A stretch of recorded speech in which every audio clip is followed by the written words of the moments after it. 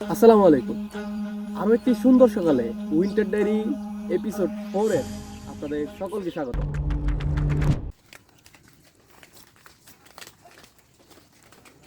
আজকে শীতের তাপমাত্রা হচ্ছে 14 ডিগ্রি সেলসিয়াস। প্রকৃতি আসলে আপনাকে বলকে তার সৌন্দর্য বৃদ্ধি করবে না বা তার সৌন্দর্য দেখাবে না। সৌন্দর্য দেখতে হলে আপনাকে প্রকৃতির কাছেই আসতে হবে। চলেন একসাথে দেখি। find guiding me both heart and mind. In every prayer I feel you near, always with me, whatever the day.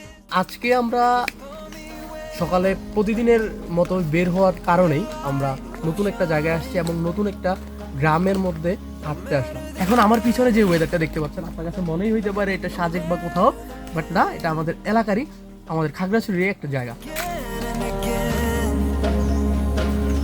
Again and again. আমরা যখন এখানে আসি আমরা প্রথমে একটি ঘর দেখতে পাই এবং সেটা হচ্ছে মাটির ঘর, বাট এখানে মনে হয় না কেউ থাকে, বা এটা একটু পোস্ট টাইপের বা ক্যাম্প টাইপের কিছু একটা হতে পারে, বাট আমরা জানি না আসলে।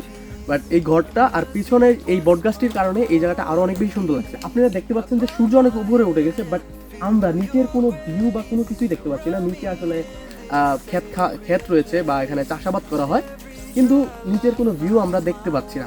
কারণটা হচ্ছে এই কুয়াশার যে আবছা চারদিক থেকে আবছা করে রেখেছে, এবং আমরা মাঝখানে, আমরা যদি চারিদিকের ভিউটাও আপনাদেরকে দেখাই, আপনারা ফিল করতে পারবেন যে আমরা আসলে একটা ভূস্বর্গীয় জায়গার মধ্যে রয়েছি।